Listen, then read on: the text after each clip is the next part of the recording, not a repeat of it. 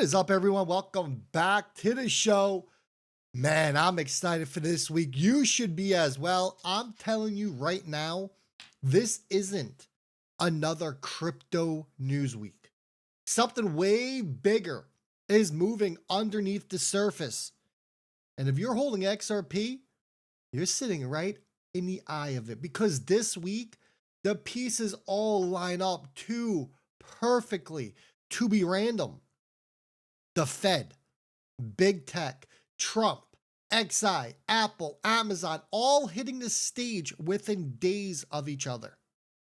That's not coincidence, everyone.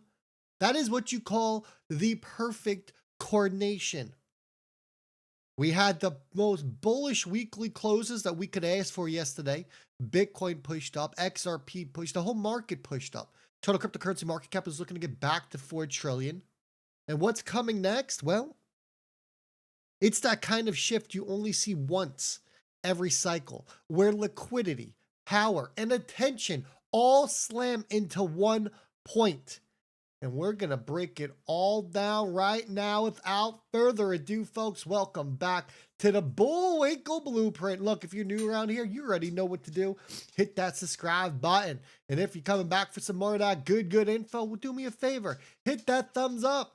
The more thumbs up we get, the more YouTube will push out this content. Let's end the month of October strong. Without further ado, Bitcoin, $115,462. It's currently up 2.60%. ETH coming in at 4,170. It is up 4.73%. And XRP, it's back in that number 4 spot, soon to be the number 3 spot, and then the number 2 spot, and then we make Bitcoin get all nervous as we come for that number 1 spot, coming in at $2.62. It's currently down 0.21%. Total cryptocurrency market cap, it is up almost 2%, 3.84 trillion. Now check this out. This is the week they don't want you watching.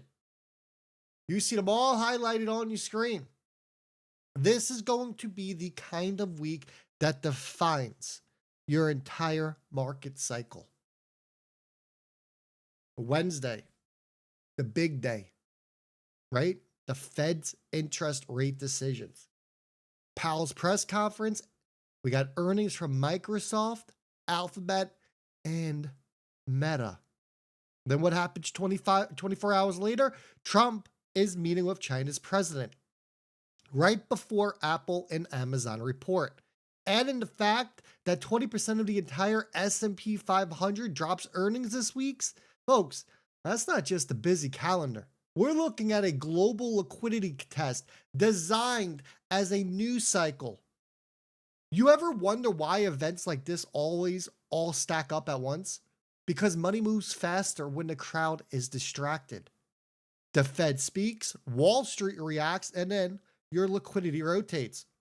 But the smart money, you know what they're doing? They're already positioned. They're not waiting for Jerome Powell's soundbite on Wednesday.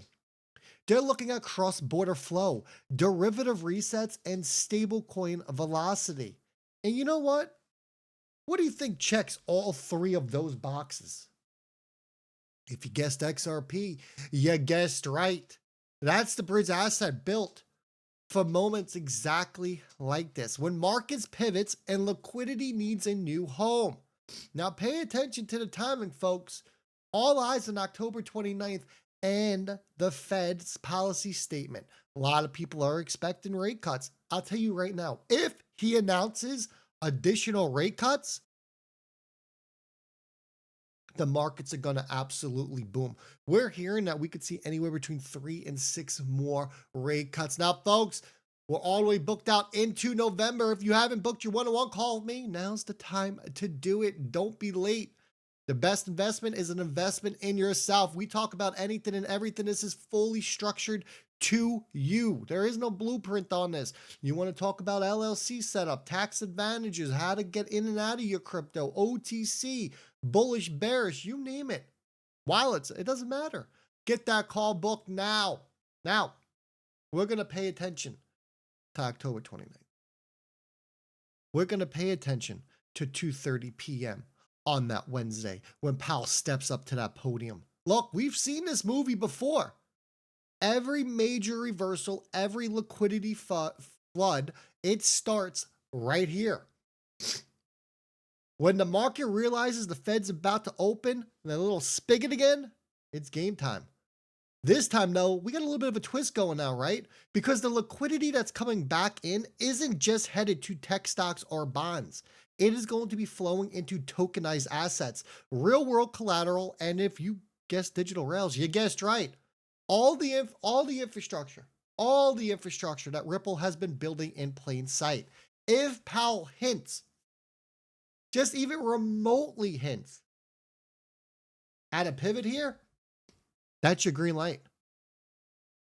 Not just for Bitcoin, not just for Ethereum, but for the entire on-chain financial system, everyone. That's waiting for regulatory clarity. And I'll tell you right now, we should see a very, very bullish next couple of days leading up to Powell's moments, because people already know behind the scenes if he's announcing rate cuts or not. So what are they going to do? They're going to front run the market. Perhaps that's the reason why the market started to push up yesterday. But perhaps we see that carry over into today and into tomorrow as well, right? But that's where the coincidence starts getting weird, because right as the Fed prepares to speak, you're starting to see that the payment rails are starting to shift as well, right? And then we get this. Everyone's busy being glued to Powell's Q&As, getting ready for Wednesday, putting out predictions like they're an insider out there, whether rates are going to be cut again or not. But look what's going on behind the scene, because Pomp's out here and he's like, look, the US government is preparing to announce it's buying Bitcoin. Very interesting. Because let's just say the US government does buy Bitcoin. Let's be honest. They're not just going to stop there. They're not just going to buy Bitcoin and say, all right, we're done. We got our crypto fix.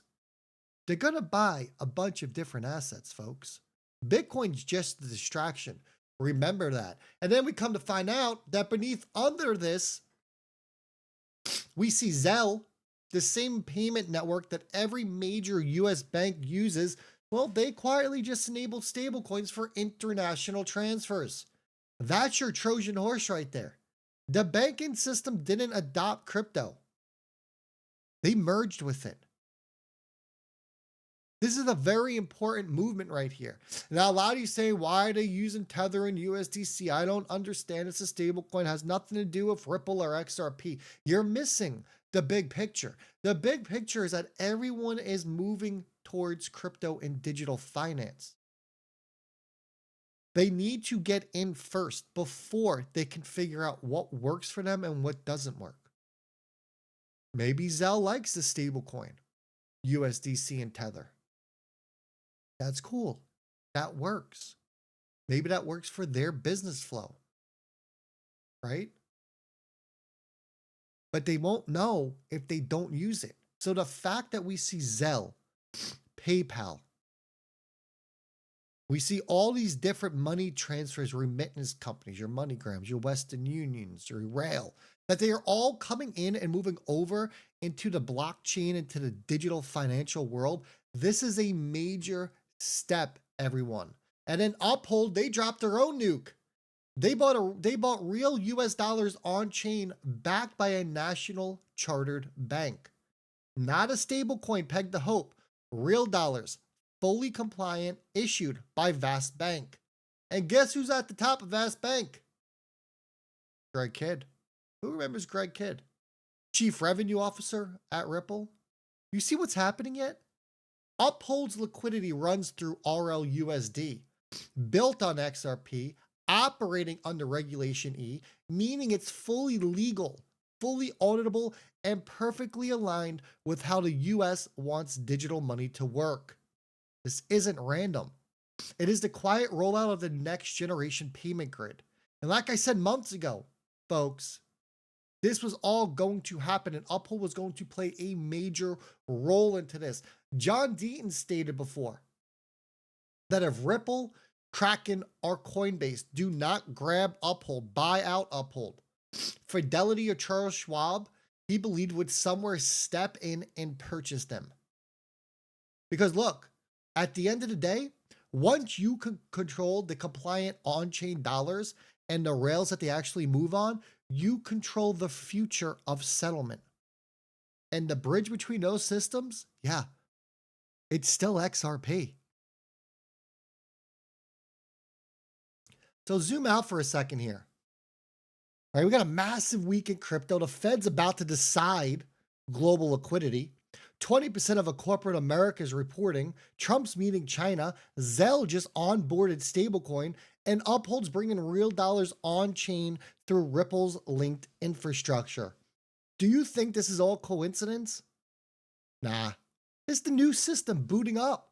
So while everyone out there is arguing over ETFs and headlines, the real transaction is happening in silence. Money's being rebuilt, one compliance clause, one liquidity pool, one transaction at a time. And the asset that is sitting right in the middle of this transformation is the most bullish asset out there with the most bullish chart setup. And it's the one most people still underestimate. Folks, I'm sorry to break it to the Bitcoin maxis out there, but XRP, it's not just surviving the system. It's becoming the system. So yeah, nobody saw this coming, but guess what? You did. I hope you enjoyed. Hit that thumbs up on your way out. Share the video with a friend and family member. And I'll catch all y'all on the next one.